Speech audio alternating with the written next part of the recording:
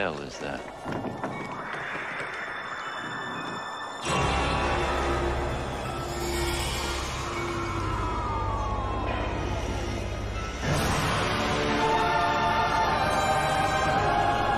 Étonnamment, les 3 premiers opus de la franchise Hellraiser n'étaient encore jamais sortis en haute définition en France.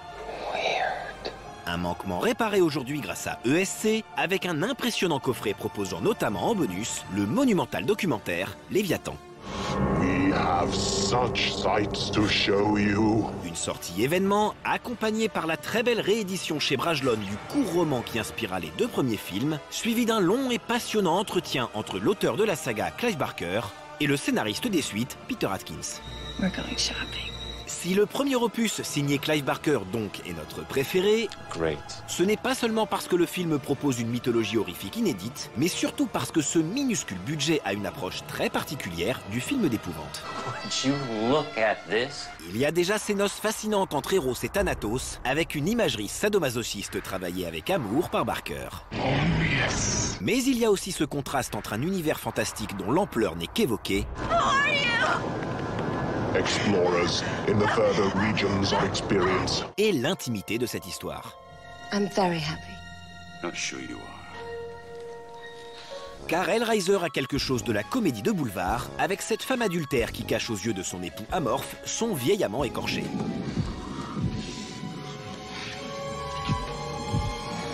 À ce titre, la grisaille anglaise ajoute un filtre quotidien bienvenu à l'ensemble et exacerbe les élans gore du film.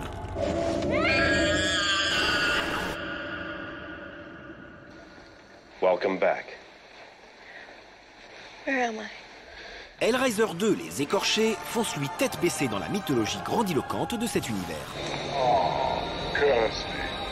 We thought we'd lost you. So sweet of you to come back. Ce premier film de l'ex-producteur Tony Randell propose des vignettes étonnantes, soutenues par les envolées lyriques de la magnifique musique de Christopher Young. The Doctor. Malgré un scénario décousu et un évident manque de moyens, Shit! cette suite propose un nouveau regard sur le personnage de Julia Cotton, Now I'm the evil queen. qui, dans l'ouverture, se présente comme un hommage au monstre tragique des yeux sans visage de Georges Franju. Now all we need is skin. Le 3e Hellraiser, dernier volet avant que la franchise ne soit flinguée par les frères Weinstein, cède à la mode du moment puisque Pinhead vire au boogeyman superstar à la Freddy Krueger. Shall we begin?